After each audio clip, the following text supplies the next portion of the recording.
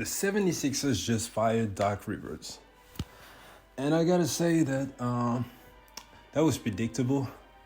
After this series, this was a must do from the team, man, because the city of Philadelphia, after another heartbreaking loss in the playoffs in the second round, was just not gonna accept Doc Rivers back in Philly after that.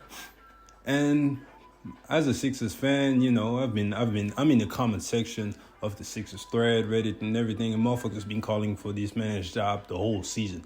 Even when the Sixers were balling, it was still okay. Trade Tobias Harris and fire Doc.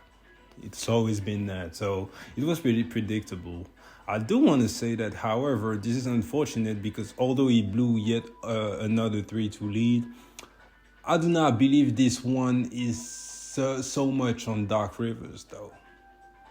Game 6 is on Doc Rivers because there's no way you let your team drop 1 point in 6 minutes in the fourth quarter and you don't call a timeout to get Joel Embiid the ball. Joel Embiid was actually good in that game. You don't call a time, run a play, a set, something to get your team rolling. And we all know that the playoffs is about momentum, right? So if the Sixers are able to get a bucket, to answer Jason Tatum, then we being at home, the crowd being back into it and everything, they may be in the conference finals by now, and he didn't do nothing.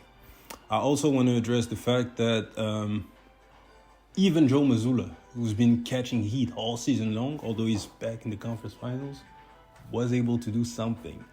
He came up with the adjustment. Start Robert Williams, Will Al Horford, get Derrick White on the bench, and that worked. Doc Rivers didn't do nothing all series, and that's been his main flaw as a coach. I believe that Doc Rivers is a great personality manager, because teams with Doc Rivers, it's always a lot of egos, and he's doing pretty good with them.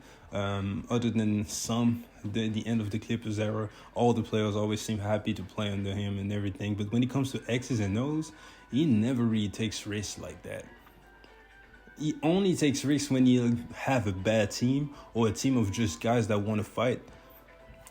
And then, then he'll thrive like he did with the Clippers after the season with Chris Paul and Blake Griffin, when he only had like Pat Beverly, Lou Williams, Montrezl Harrell and everything. And they took the Golden State Warriors with KD to 6 games. This is the type of setting he'll thrive in. Other than that, ever since the Boston Celtics in the 2010-09, he's never clicked with a team like that.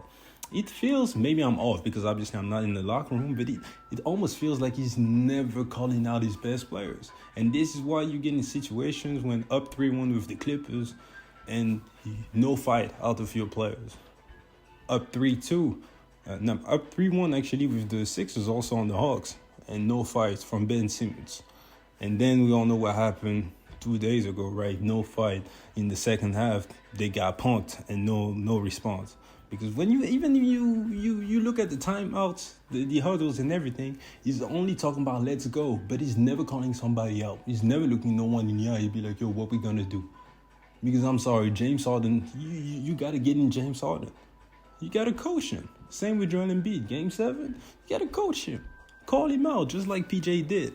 Like, yo, this is right now, this is your moment. And it worked, actually. I remember Game 4 when Joel Embiid in the fourth quarter was starting to hesitate a little bit. When PJ Tucker got on him and said, bro, we can't have that. Be aggressive. And he came right back in overtime. And he was aggressive. And he got the win. Doc Rivers doesn't seem to be able to do that. But I do want to say that it does feel like he got scapegoated here because the players, I feel like it's like 70-30.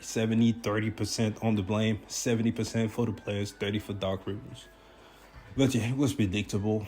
At this point, Doc Rivers is not going to be out of the league, but he's going to struggle a little bit. I don't see a great team grabbing Doc Rivers anymore because there's just too many losses. He lost. Stephen A gave us some stats. I might fuck them up, but some crazy, like obviously the most 3-1 leads blown of all time. Lost like 7 or 10 game 7s in a row, something stupid. Like, yeah, it's just too much. Like, if you're trying to win the championship, like for example, I don't see the Milwaukee Bucks calling Doc Rivers. And if they do, everybody gonna doubt him. I don't see it. I don't see the Suns calling Doc Rivers, you probably get a team of Rough Riders that's set to make the playoffs, like the Raptors or something, like a team that's set to make the playoffs, but with no real championship expectations. He'll coach them. He'll get into him, and they'll get to the first round, play someone tough, and get out. I think that's what Doc Rivers will be at this point, but no real championship contender should pick him up. I don't think so. So yeah.